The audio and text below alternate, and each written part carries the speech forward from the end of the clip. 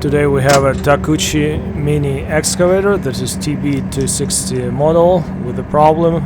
No power, machine bogs down under the load. As usual, let's go and confirm the issue. As you can see, I'm revving it up, my machine, and I have a auto power maintainer on, keeping the idle down. There's no load. As soon as I put a load, the machine revs up, and you can hear the alarm. Machine is not happy. It's not maintaining idle. It bogs down. I have to tell you, this is a fuel-related issue, just based on the symptoms, but we'll determine the cause, what's causing that. As you can see, the machine is trying to rev it up, but not able to maintain the RPM needed. No load. It's trying, but still going hit and miss. Alright, let's do a little bit more tests before looking under the hood. Not happy. Cannot maintain the steady RPM. Alright, let's turn our auto idle rev off.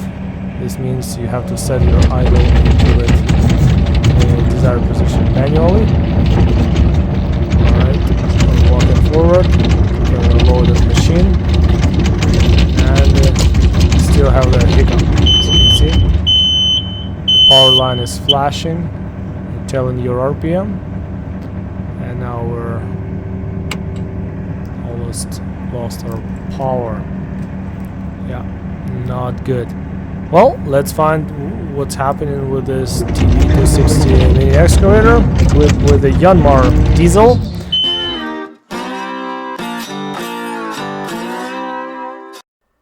Here's our red and gray Takeuchi TB260 mini excavator, pretty popular model. You see lots of them on the work sites.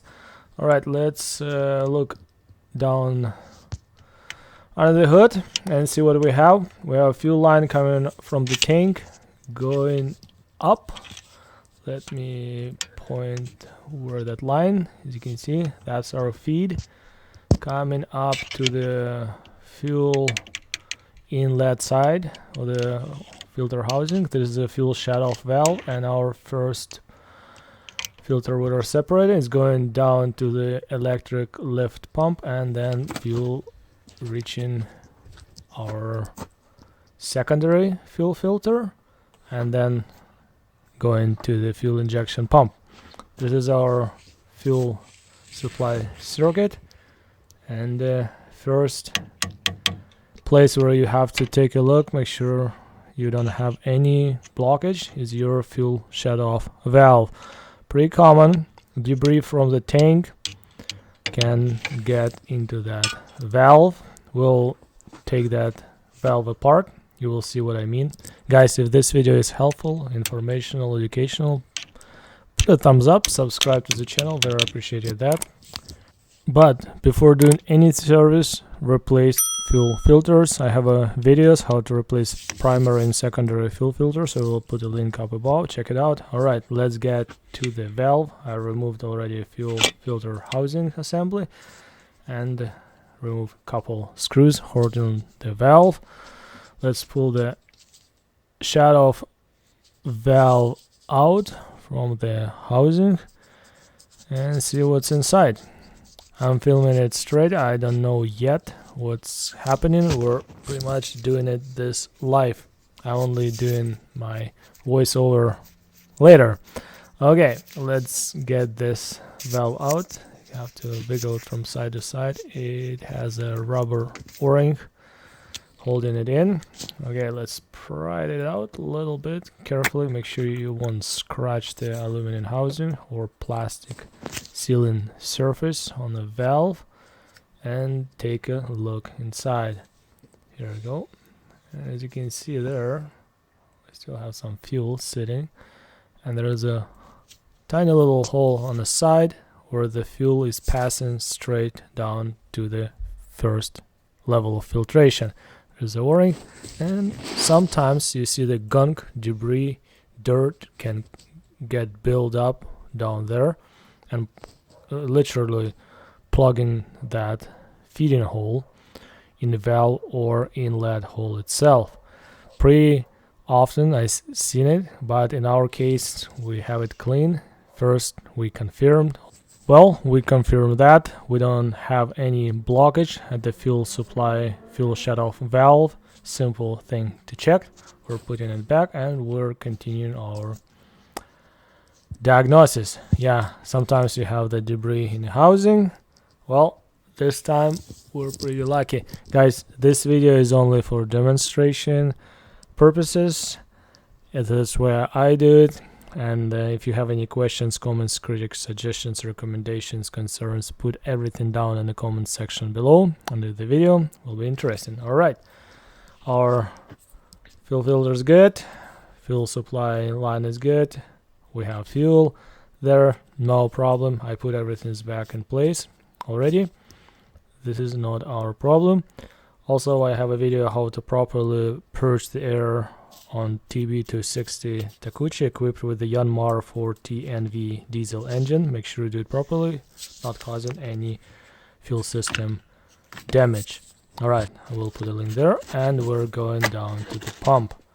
I have a replacement pump. I bought this one from Amazon online. It was like $45, pretty cheap. And the next thing is your pump. When you have a fuel demand under the load, you need more volume, and if pump is wearing out, it won't be able to provide enough fuel and your machine will bog down. Those electric pumps, they're known to fail, and we still have that original one. As you can see, it's mounted on the side of the engine compartment, pretty easy to get. We have inlet and outlet tubings. Let's just get that pump out. The connector, always check the pin fitment connector, make sure there's no moisture intrusion, burn terminals, and the pump. Little note, try to get much information from the operator how this issue first happened. As I heard, machine started acting up in 45-30 minutes after running, and then time shortened, and I knew that is electrical pump related issue. When pumps heats up, it loses the current, it loses the power, and acts up. Yeah, get that, it will help you to direct your diagnosis. Alright, let's get back to the Takeuchi. I will tell you from my short time experience, in the last 7 years I replaced probably about 10 fuel electric lift pumps like that on different machines, on Kubotas, YANMARs, Isuzus, all kinds. They all fail in the same way, they just wear out. Yeah, here we go, we have a new one, same connector, same design, same plug. You see out on the narrow side, and we have an in on the washer side, and our connector. Well, as you can see, our replacement part is identical. It's made for this engine, for YANMAR 4TNV, and yeah, pretty straightforward replacement. There are 2 bolts and 1 connector, and yeah, 2 hose clamps for the fuel lines, and we're good to go. Well, I have to tell you, it has been 6 months after I filmed the video. I'm doing the editing, and this machine is back to work, no flaws, no issues, and well, this machine is happy to be back to the work site, no issues whatsoever. As you can see, I already have a new electric lift pump installed. Alright, fuel is on. We're going to prime the fuel system. Very simple. On a Kubota, you just turn the key for 60 seconds and let the electric pump run. You will hear the sound, and after that you will have to crank it over, and yeah, that's it. Pretty easy, pretty simple. Alright, we'll just turn the key and wait 1 minute, and after that we'll fire it up, and yeah, you'll hear the pump. Keys on. Let's go and check the pump. As you can see, it's running. You can see that priming, pumping sound. Pump is working. That's where it should. No leaks so far. All right. Fast forward. Let's crank it machine over. See how it runs. Take it for a spin. Check for leaks. All right. Here we go. We're on low idling. Let's go outside. Check our little electric fuel pump. We just put it in. Yeah. So far so good. I have to tell you, everything's reliably good. If you would like to support my small hobby YouTube channel, you always can just buy me a coffee. Link will be down below under the video in the description. Appreciated that. Well, I have to tell you, it has been a while after we did a repair. Machine is back to work. No issues, good power, and this machine known to be reliable.